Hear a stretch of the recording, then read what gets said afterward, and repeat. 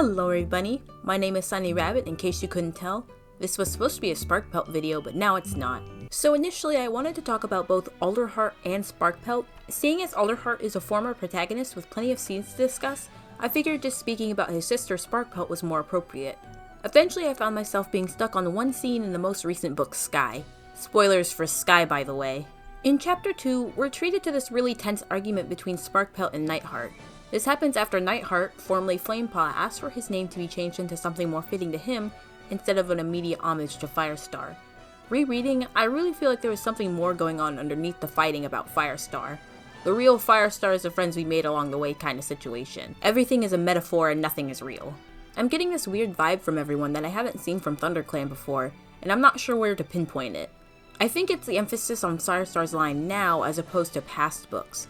There's no doubt that Firestar is an almost godlike figure to the clans, but I'm not seeing where this all started. The closest I can find to a cat being named after Firestar would be Sparkpelt, who is supposed to be called Sparkfire, but the HarperCollins people turned it down.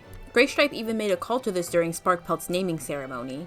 We have several cats named after those who died during some battle or to honor their memory. Fernsong, Hollytuft, and Sorrelstripe after cats who died during the battle between the Dark Forest, and more recently we have Stemkit, Bristlekit, and Greykit. Between the Dark Forest battle where Firestar died and now, Flamepaw is the closest we got to a cat being named after Firestar other than that little tidbit about Sparkpelt. So my hope for this video is to break down this conversation and really get to the meat of the issue, overanalyzing some cats talking about some other dead cat that everyone really liked. The situation starts with Nightheart wanting to eat with his mother and sister. They give each other disapproving glances when he walks over. Nightheart is shocked and thinks that it might have to do with two things. They're both still mad over him changing his name, which it has been a few days since it happened, and that Finchlight might still be upset that she had to finish his patrol the other day. Immediately, Finchlight is coming off a little hostile when he approaches. Finchlight sniffed. "Oh, so you don't like it when kin turn their back on you?" Nightheart bristled. "Did she mean him? I've never turned my back on you." Nightheart makes it clear that he doesn't think changing his name means that he's rejecting his family, but Sparkpelt doesn't see it that way. Sparkpelt glared at him. His mother's green eyes were flashing with anger. "You rejected your family when you rejected your name." "I only asked for a name that suits me better than Flameheart," he objected. "What's wrong with that?" Sparkpelt's ears flattened. "It's disrespectful, that's what's wrong." "To whom?" He stared at her. "To you?" "To Firestar!" Sparkpelt snapped. "How can I be disrespectful to a cat I've never met?" Nightheart tried to hold his anger in check, but it was impossible. She was being so unfair. "You've never met him either." So we see this issue with the pressure of being Firestar's kin right off the bat. Throughout the last book, we see Nightheart struggling to live up to being Firestar's great-grandchild. This really contrasts with his mother's personality. Sparkpelt has always been confident in her own abilities. It's not hard to see where there might be some disconnect in why Nightheart is reacting so negatively to all the Firestar comparisons. While she mentions in River that she struggled under the expectations, she takes more pride in having Firestar's blood than her son does. "I don't need to have met him to know what a great warrior he was," Sparkpelt snapped back. "So what if he was a great warrior?" Nightheart's tail quivered. "Does that mean every warrior has to have a name like his?" "His kin should," Sparkpelt growled. "Why?" Nightheart mewed hotly. "Are you scared his kin will forget who he is? Or are you scared the rest of the clan might forget we're related to him?" This part seems a little weird. About half of ThunderClan is related to Firestar if we're counting Cloudtail's line as kin.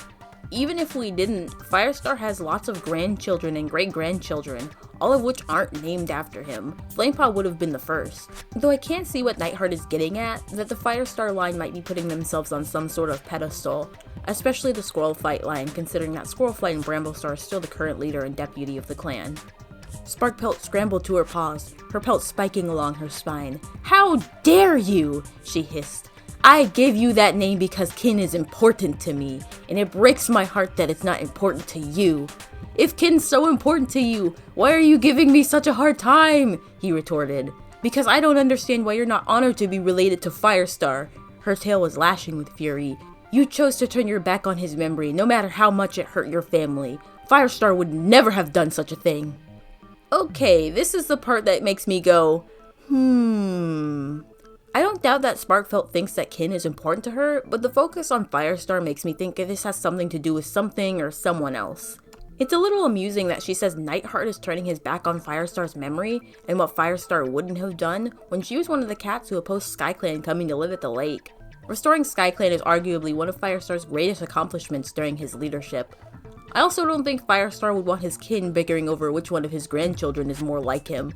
Less so when one of his grandchildren is so obviously bothered by the comparisons.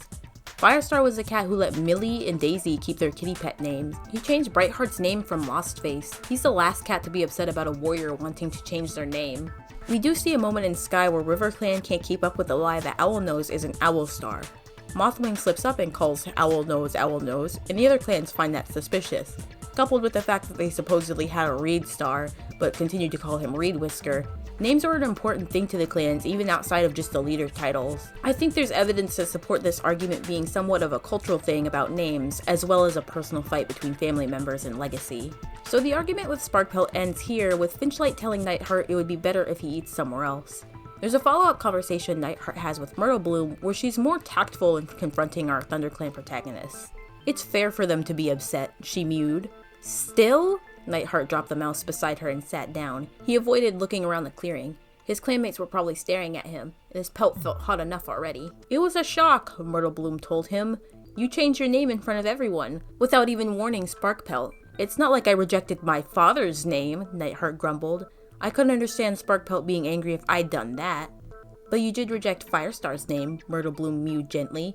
"In a way." "Why shouldn't I? I'm nothing like him," Nightheart mewed. "My fur's not even ginger, it's black. Flamekit was a ridiculous name to give me. Anyway, I kept part of his name, remember? I'm Nightheart." Myrtle Bloom didn't look terribly impressed, and Nightheart's frustration hardened. "Can't any cat in the clan just accept me for who I am?" Actually, looking at the allegiances page shows Sparkpelt is the closest looking to Firestar, with Stemkit being the second. He's also described as being an orange tabby. The next closest would be Alderheart and Squirrelflight, who are both dark ginger. Myrtle Bloom looked at her paws.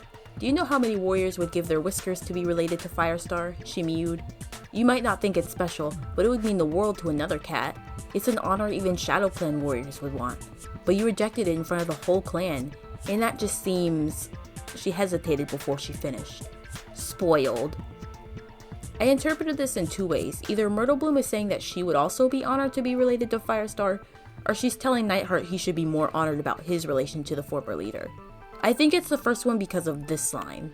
Myrtle Bloom was also a great-grandchild of Firestar too, but through the Leafpool line instead of the Squirrelflight line. "Don't have me break out my chart again, Myrtle Bloom. Just cause your granddad was half-clan doesn't make you any less of Firestar's kin." Myrtle Bloom tries to convince her second cousin once removed that he should take his old name back. Nightheart says that Nightheart is his real name, and that he gets to decide what kind of warrior he'll be. When asked about what kind of warrior he wants to be, Nightheart doesn't really have an answer, and that's the end of the chapter. So I've got a few major theories about what's going on here. The first is that everyone just needs therapy. The second is that it's not really about Firestar, it's about Larksong. Nightheart says multiple times that he looks more like his dad than he does Firestar. Putting emphasis on Firestar instead of Larksong might mitigate some of that grief. Sparkpelt was grieving a lot over Larksong, to the point where she was too depressed to nurse her kits. I can't imagine that being exiled from your son that looks like your dead mate is good for your mental health, so we'll just circle back to point one. The last is that everyone is putting emphasis on Firestar now because of how scary the events from the last arc were. We've already seen signs that the effects of Ashfur's abuse had carried over into this book. Twigpranch was panicking over not catching enough prey when Bramblestar confronted her about it. Bramblestar himself seems to have some form of PTSD with his nightmares, general spaciness, and subdued personality. Having a Firestar around to pull everyone together would make things easier, and the closest they have is a Flameheart. So let's just tuck that right back into point one and call it a day. I do think that the leadership problems in ThunderClan are going to become more prevalent this arc. Bramblestar and Swirlfight can't keep fighting, and Bramblestar isn't that strong of a leader in his current mental state. I'm surprised that Bramblestar has only lost one life during his leadership at this point, so there's a few ways I could see him not being leader. First is some sort of information about the whole Ashfur business cut down on his remaining lives somehow. Like every time Ashfur left and then re-entered his body, it counted as a life being used. Something along those lines. The second is that he steps down because he thinks he's unfit. This would mean that he retires instead of dies. Squirrelflight could either become leader or retire to be with her mate. The last would be that he has all his remaining lives, but he dies horribly similar to Tigerstar or Ragged Star. The most chaotic and the most terrific way to go, but in my opinion the least likely. Just the general vibe I've been getting in this arc is that something is going to happen to either Squirrelflight or Bramblestar, or both. Though I'm not convinced that they'll die, just that there's going to be some sort of status quo change to the ThunderClan leadership by the end of the arc. Sorry for the general ramblings of this video. It was more of a thinking out loud thing since it was too irrelevant for this talking about Sparkpelt video, which I intend on doing next. That's all I have to say about this conversation. I hope in book 3 we see more interactions between Sparkpelt and Nightheart. With Nightheart possibly being admitted into ShadowClan, I could see the whole Firestar legacy issues being replaced with more angst about him rejecting his immediate family. Anyways, I'll see you in the next video.